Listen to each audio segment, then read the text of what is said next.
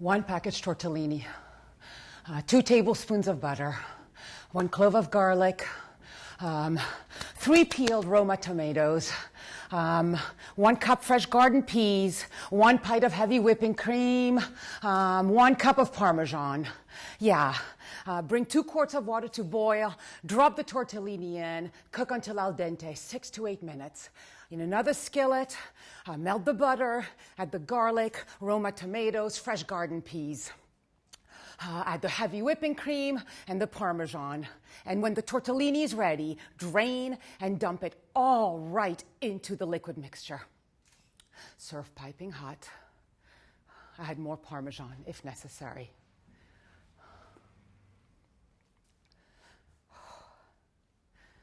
I am so cold. The thin hospital blanket has fallen off my 2-month-old baby body, and there's no way for me to ride it. I lie on my stomach in the hospital bassinet. I can't see anything around me but the metal hospital bassinet bars and unexplainable shadows moving along the wall. I just got operated on from a hernia in my ovary, and they failed to keep me safe, inflicting 3rd-degree burns on my right butt cheek. I've been screaming for days, as I will for months to come, but no one comes to my rescue. The nurses are stressed, overwhelmed, rushing to stay detached from the pain that surrounds them. They run the ward like Swiss clockwork. Their rigidity and discipline, their only salvation in the middle of this chaotic hell. I am so cold. I learned to fall asleep by slamming my head against the mattress. A rhythmic slam, slam, slam, slam that obliterates a world around me that never sleeps. Hours pass. I am cold. I am in pain. Suddenly, my lips make contact with the rubber object that appears from up above. A lukewarm, milky, white substance drips out of it, and my cheeks greedily suck it all in. I am suddenly wide awake. It is a miracle, manna from heaven that pushes the pain away. My whole body relaxes. I never want this moment to stop. I gulp every last sip down, working hard at the nipple until all I feel is air. More air, only air. Ah! Pleasure is gone. I want to die.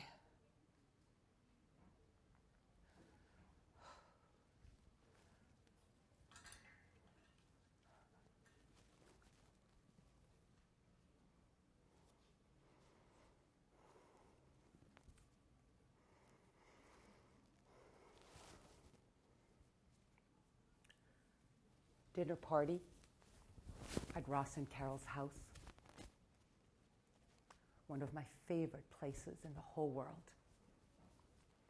Wine is flowing, music is playing, candles are lit. Carol is at the kitchen cooking, and Ross is holding court at the table, a familiar sight that warms my heart. Even though there are only 10 of us, there's at least 3 conversations going on all at the same time, each one as lively and as engaging as the other. I look hot in a little black dress that's taken me a week of starvation to fit into. I have a husband, 3 children, a successful private practice, and a beautiful home. I meditate, I talk to angels, I travel galaxies. By all measures, this should be the perfect moment. Then why am I so fucking empty? And then, appearing in front of me like an angel, Carol sets down a heaping plate of hot tortellini, a heavenly orgy of the most perfect opiates, butter, cream, cheese, so much weight. The exact weight I need to fill this endless void. Conversations fade from my ears. People fade from my sight. All I see is God in front of me, and my only job is to surrender in holy ecstasy while He penetrates me. I don't care that my body is screaming for me to stop. All I care about is that I fill and obliterate this endless void.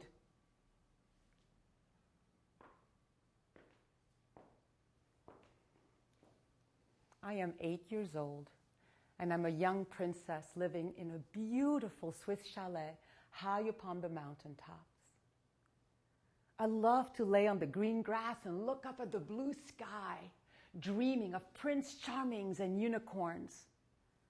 I love to play with my beloved Barbie, right beside the brightly colored geraniums that spill from every balcony.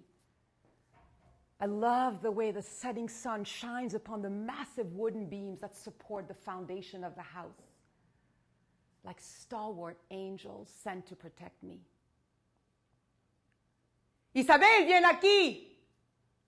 Commenced Tata, my Argentinian governess, startling me out of my reverie. It's time for bed. I walk through the French doors. My eyes adjust to the dim light. I walk up 3 flights of stairs, each a thick slab of gray, cold stone. My knuckles brush against the rough edges of the stucco wall. As I pass by the 2nd floor, I look towards Maman and Papi's bedroom, my mom and stepfather, which lies right behind the fancy living room. I wish they were here. Don't be stupid. You know they're gone on another business trip.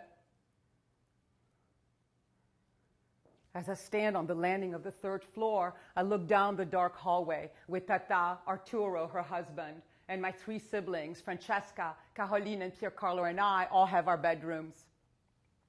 I slow my pace. I don't want to go. I would so much rather stay outside where everything is perfect.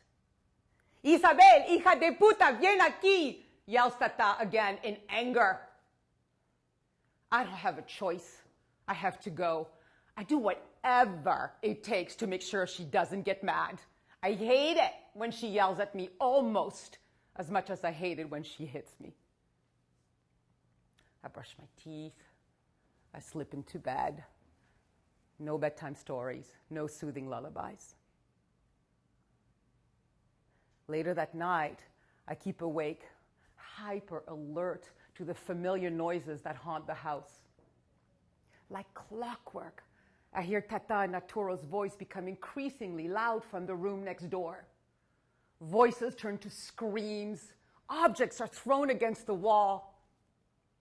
Some nights, the sound of a body being hit until all becomes silent again. And then, Arturo's heavy footsteps coming towards my room, portending his visit. Some nights, the footsteps stop right at my door as I wait with bated breath until they slowly move away again. Some nights, the door opens ever so slowly and quietly, and I know what's coming. A most confusing mixture of pleasure, pain, and shame that becomes my new norm. Later, when it's all over, when the house shuts down, I begin the rhythmic pounding of my head against the mattress, soothing me into a nightmare-filled sleep.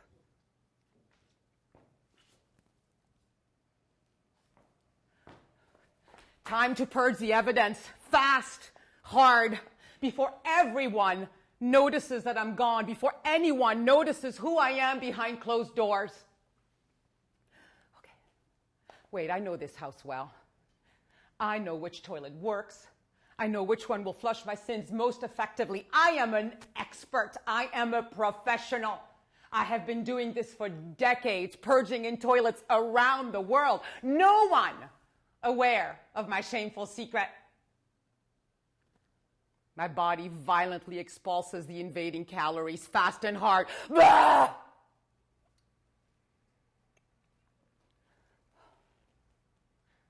It revels in the relief of being cleansed of the unwanted. I feel so pure. I feel so good. I am almost perfect.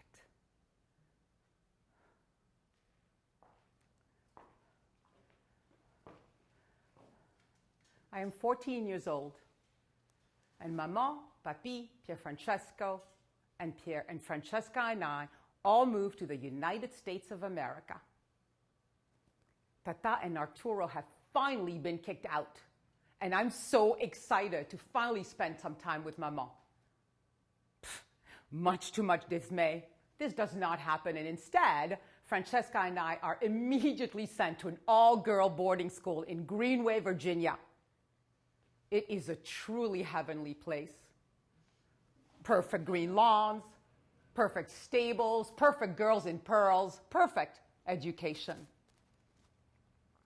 For 4 years, I learned about math and science and geography and Ivy League applications. But what I really learned is much, much better. I learned a magic formula that is guaranteed to make me into the perfect Barbie, with the perfect family, the perfect friends, the perfect life. The formula is really simple. Get a thin body, get a life of everlasting love and happiness. Get a fat body, get a life of misery and hell. Oh my God, I can do this. I have waited a lifetime to purge my fat, depressed, insecure self. I am in. Like all good magic formulas, there are a few unbending rules for me to follow. Rule number 1, eat almost nothing. Rule number 2, exercise obsessively. Rule number 3, weigh yourself at least once a day. And rule number 4, and this is the most important rule of all, surrender to the master within, my judge, my God, who can rule over me however she wants. Shame is her weapon of choice. My days begin and end like clockwork. 0600. I wake up and my master wakes up right alongside me, running an endless stream of images and numbers to determine my worth. How did you do yesterday? Were you good? Were you bad? Do you deserve to eat today?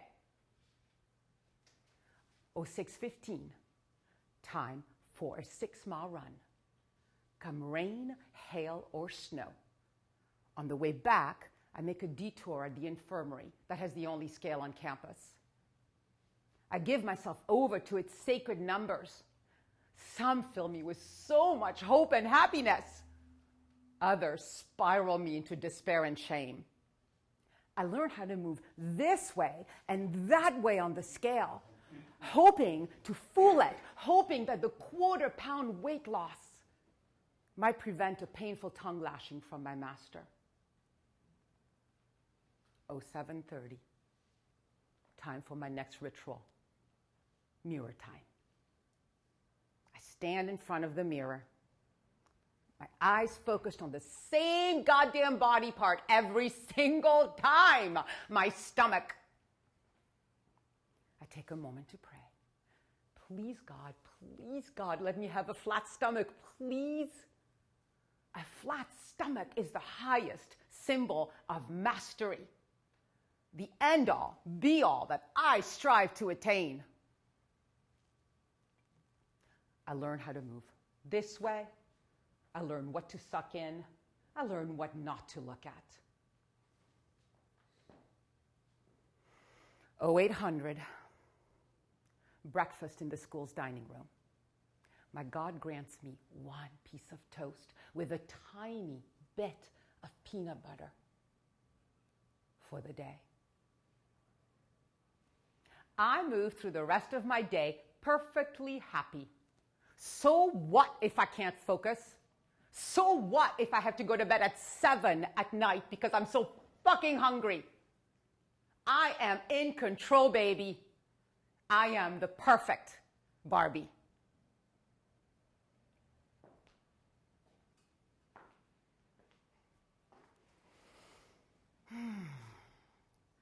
Time to flush the evidence. This is a vital piece of the perfection equation. My hand pauses on the cool, familiar lever. I love that lever. I love how it can make magically disappear impulsive acts of darkness. I press down. Nothing. I press again. Nothing. What? What's going on? Why isn't this working? Oh my God. And then I get it. The water's been cut off. What the fuck do I do now? This is my worst nightmare. My cardinal sin stuck in a large white bowl right in front of me, threatening to destroy everything because of one goddamn toilet malfunction. Okay. Breathe. Breathe. I know what I have to do. I don't have a choice. I scoop out the contents with my bare hands. Chunks of tortellini, half-chewed tomatoes, whole peas, all floating in a froth of cream. My knuckles brush against the rough edges of the toilet bowl. I dump the evidence in a trash can. This is hell on earth.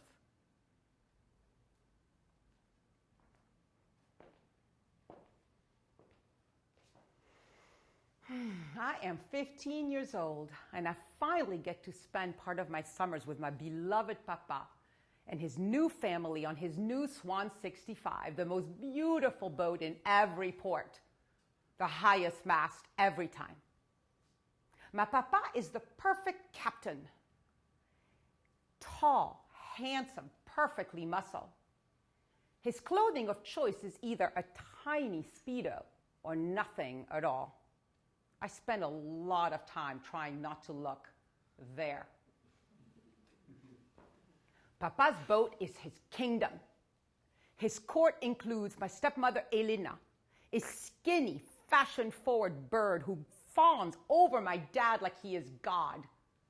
My stepsister Diane, an even more petite version of her mother, who loves to parade her perfect body in an endless string of tiny bikinis.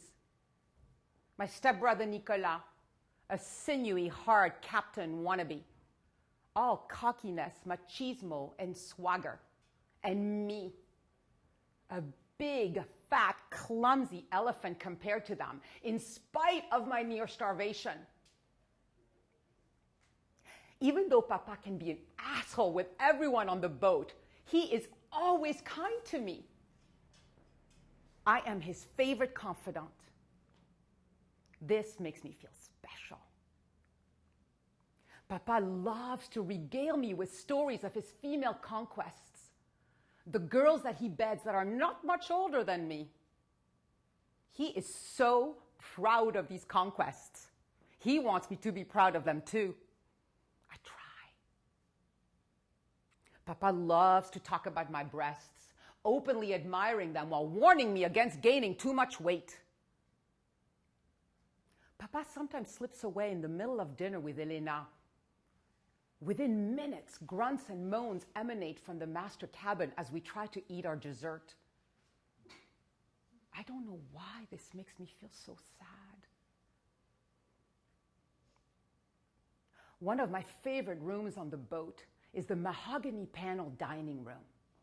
Its rows upon rows of books hold so many beautiful stories, including a series called SAS, where the hero, a golden-eyed man, has wild sexual adventures all over the world.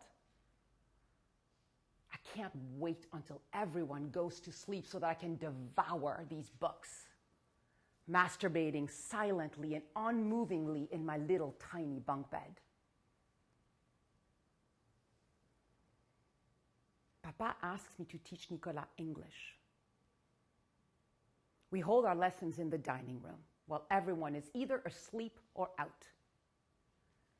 Nicolas sits surprisingly close to me, accidentally brushing my knee with his, touching my arms with his fingers. Bolts of electricity shoot through my body. Pleasure courses through my veins. I have never felt so alive. I don't know what to do with these sensations, and I don't care. It just feels good. These lessons become the favorite part of my day, eclipsing my solitary adventures with my golden-eyed fictional hero. Within the next couple summers, our physical intimacy deepens, as does my seemingly insatiable desire for him. We almost have sex in the zodiac when I'm 18, but Nicolas stops us, telling me that I should have my first experience with someone who loves me.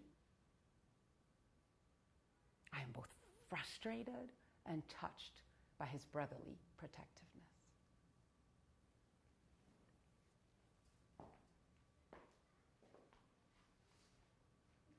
Rules for a perfect life. Rule number 1, starve yourself for as long as you can. This is the most important rule for you to remember. Rule number 2, if you fuck up, which you will, immediately expulse all the evidence.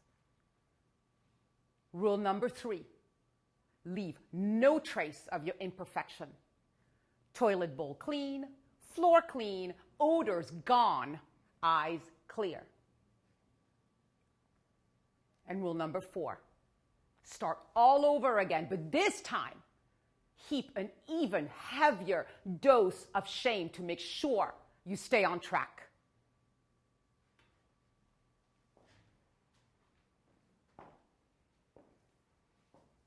Christmas time at Papa's house.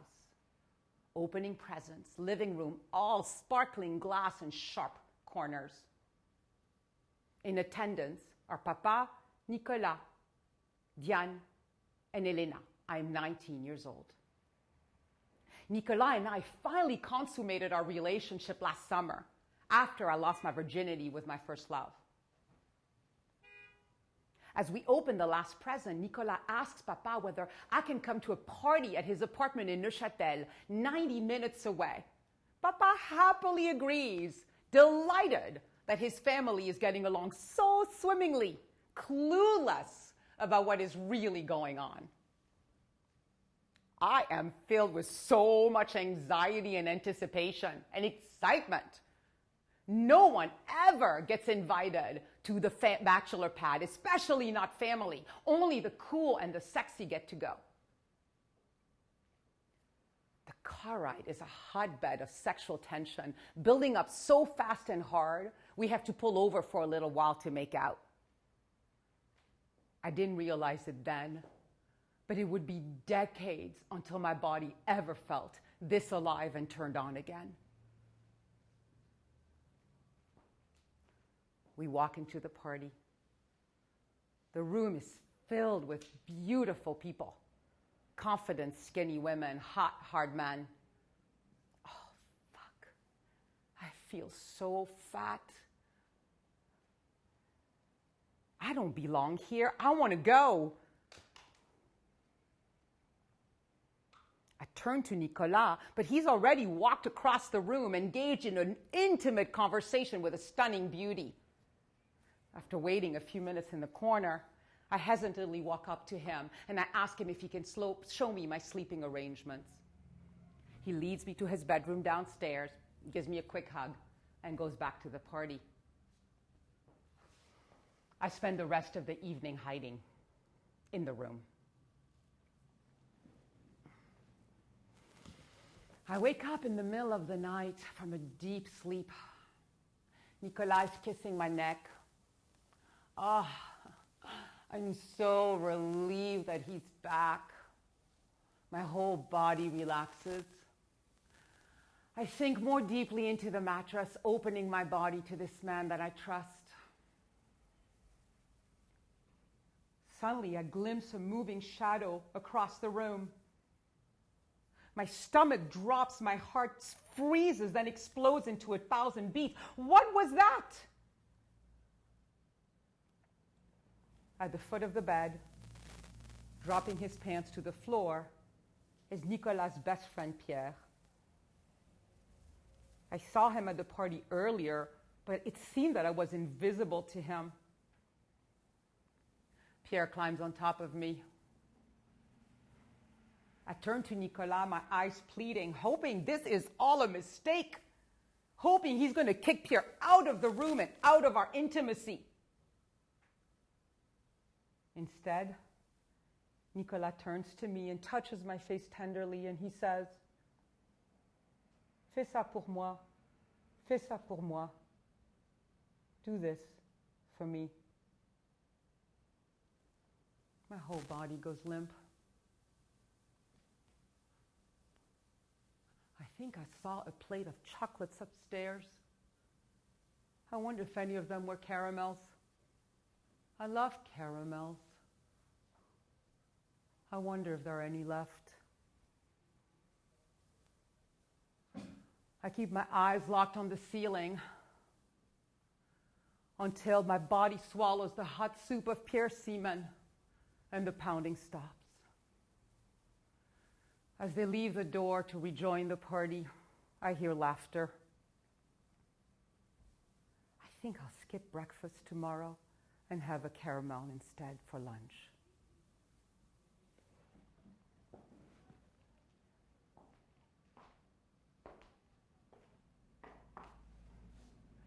This has to stop. I can't live like this anymore. The pain is just too much. But the voice is so fucking loud. You are disgusting. You are a coward. You portray yourself as so together, but look at you on the bathroom floor, in the middle of a dinner party at your best friend's house in your hot little dress. Miss Authenticity. But you lie to everyone. Miss Vulnerability. But you are just a big, fat fraud and liar. Oh, no. I suddenly get it that I am no different than every caregiver in my family. So perfect on the outside. Frauds and liars on the inside where we can hide the violence we are capable of. I don't know how to make this hell stop. I need it to stop. I wish I could purge it all away. God, fais ça pour moi, fais ça pour moi. Please do this for me. Please take away this shame. Please take away the lies. Please take away this hiding. I am not neat and tidy. I am the unclean bathroom. I am the woman on the floor. I am the one whose fingers smell like vomit. This is the truth of who I am. And as I say this, I hear this voice from deep inside of me that says, what is the only perfection in life? is the perfection of the truth of all of who I am, my darkness, my pain, my joy, my love. What if it's all God? If so, my only job is to surrender to it and open to its glorious imperfection.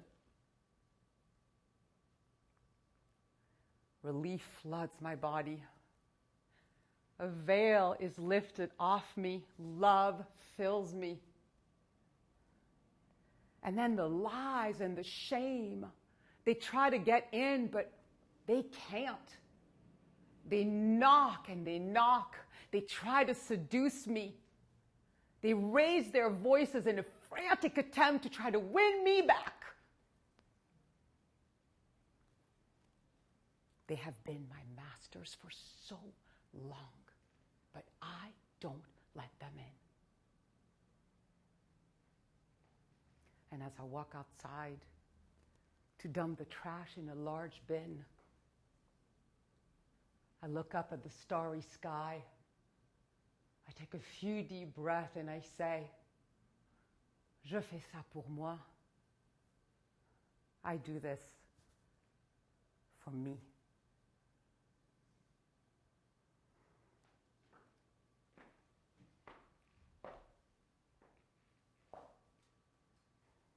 I preheat the oven to 400 degrees.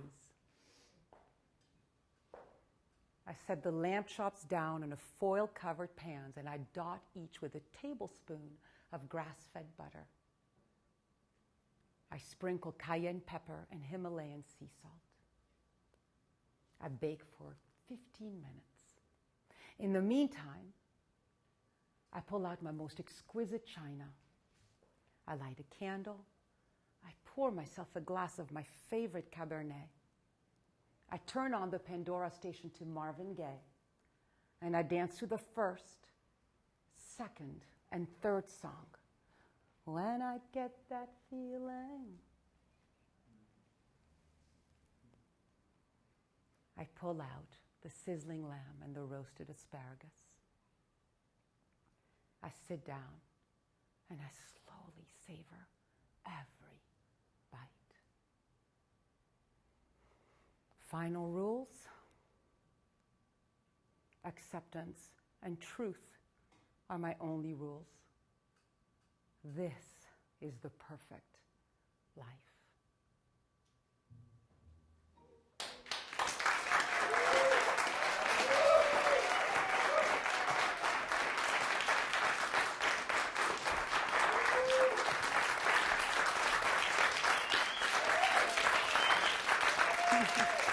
Thank you.